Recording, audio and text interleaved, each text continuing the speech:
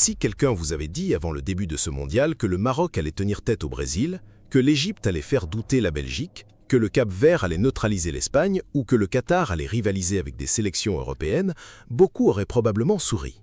Parce qu'à chaque grande compétition, le même scénario se répète. Les médias parlent des favoris, les supporters débattent du Brésil, de l'Argentine, de la France, de l'Espagne ou de l'Angleterre, et les autres nations sont souvent reléguées au second plan. Pourtant, ce mondial est peut-être en train de nous rappeler une vérité que beaucoup avaient oubliée.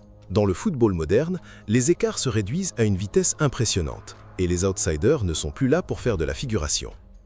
Ce qui me frappe le plus depuis le début du tournoi, ce n'est même pas le résultat de certains matchs, c'est l'attitude de ces équipes. Quand on regarde le Maroc, l'Égypte, le Cap-Vert ou le Qatar, on ne voit pas des sélections qui jouent avec la peur au ventre. On voit des équipes qui entrent sur le terrain avec la conviction qu'elles peuvent rivaliser avec n'importe qui. Et à mon avis, c'est probablement le changement le plus important du football mondial au cours des dernières années. Pendant longtemps, les petites nations abordaient les grandes compétitions avec un complexe d'infériorité. Affronter le Brésil ou l'Espagne ressemblait presque à une mission impossible. Aujourd'hui, cette peur a disparu. Les joueurs marocains, égyptiens ou qataris évoluent dans des championnats de haut niveau, affrontent chaque semaine des stars internationales et accumulent une expérience que leurs prédécesseurs n'avaient pas forcément. Lorsqu'ils retrouvent ces mêmes stars sous le maillot national, ils ne les regardent plus comme des légendes intouchables. Ils les regardent comme des adversaires qu'ils connaissent déjà. Le Maroc est sans doute l'exemple le plus spectaculaire de cette évolution. Depuis plusieurs années, cette sélection construit quelque chose de solide. Ce n'est pas un hasard si les Lions de l'Atlas sont régulièrement présents dans les grandes compétitions et parviennent à rivaliser avec les meilleures équipes du monde. Quand on observe des joueurs comme Achraf Hakimi, Ismaël Saibari ou Youssef En-Nesyri, on voit une génération qui n'a aucun complexe. Ce qui me plaît particulièrement chez cette équipe, c'est sa capacité à mélanger discipline tactique et ambition. Beaucoup d'outsiders se contentent de défendre. Le Maroc, lui, veut aussi exister avec le ballon. Et c'est précisément ce qui le rend dangereux. Je pense même que beaucoup continuent encore à sous-estimer cette sélection parce qu'ils restent bloqués sur l'ancienne hiérarchie du football mondial. Pourtant, lorsqu'une équipe enchaîne les performances de haut niveau pendant plusieurs années, il arrive un moment où il faut arrêter de parler de surprise. On parle simplement d'une grande équipe. L'Égypte suit une trajectoire différente mais tout aussi intéressante. Bien sûr, tout le monde connaît Mohamed Salah. Pendant longtemps, une partie des observateurs a résumé la sélection égyptienne à sa superstar. Mais ce mondial montre justement que l'Égypte est bien plus qu'un seul joueur. Des éléments comme Emam Achour apportent une énergie et une personnalité qui changent complètement le visage de l'équipe.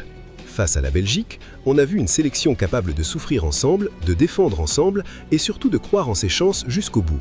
Et c'est souvent là que naissent les plus belles histoires dans le football. Le Cap-Vert représente peut-être le cas le plus fascinant.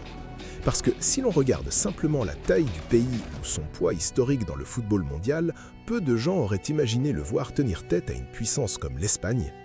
Pourtant, quand le coup d'envoi est donné, les statistiques, l'histoire et les trophées remportés dans le passé ne marquent aucun but. Ce qui compte, c'est ce qui se passe sur le terrain. Le Cap-Vert a démontré une qualité que j'adore personnellement dans le football, l'organisation collective. Cette capacité à défendre ensemble, à rester concentré pendant 90 minutes et à saisir la moindre opportunité. Ce n'est peut-être pas toujours spectaculaire, mais c'est terriblement efficace. Et puis, il y a le Qatar. Pendant longtemps, cette sélection a été moquée, parfois même avant d'avoir joué. Pourtant, derrière les critiques, il existe un travail de fond qui dure depuis des années. Investissement dans la formation, amélioration des infrastructures, développement du football local, expérience accumulée dans les compétitions continentales. Beaucoup ont oublié que rien de durable ne se construit du jour au lendemain. Lorsque le Qatar parvient aujourd'hui à rivaliser avec des équipes plus prestigieuses, ce n'est pas un miracle, c'est le résultat d'une stratégie qui porte progressivement ses fruits. Ce qui relie finalement toutes ces équipes, ce n'est pas seulement leur statut d'outsider, c'est leur état d'esprit. Elles jouent comme si elles avaient tout à gagner. Elles n'ont pas le poids des attentes gigantesques qui pèsent sur les épaules des favoris. Lorsque le Brésil, l'Espagne ou la Belgique entrent sur le terrain, tout le monde attend une victoire. Lorsqu'un outsider entre sur le terrain, personne ne lui impose cette obligation. Et paradoxalement, cette liberté peut devenir une arme redoutable. Certains diront évidemment que les favoris finiront par reprendre leur place, que sur la durée, le talent individuel, la profondeur d'effectifs et l'expérience feront la différence. Et je comprends cet argument. Il existe toujours une logique sportive qui favorise les grandes nations. Mais je pense qu'il y a une erreur dans cette façon de voir les choses. Beaucoup continuent d'analyser le football mondial comme il y a 20 ans. Or, le football de 2026 n'est plus celui de 2006. Les informations circulent partout, les méthodes d'entraînement se diffusent rapidement et les joueurs issus des petites nations bénéficient désormais des mêmes outils que ceux des grandes puissances. À mes yeux, ce mondial est peut-être le symbole d'un changement beaucoup plus profond.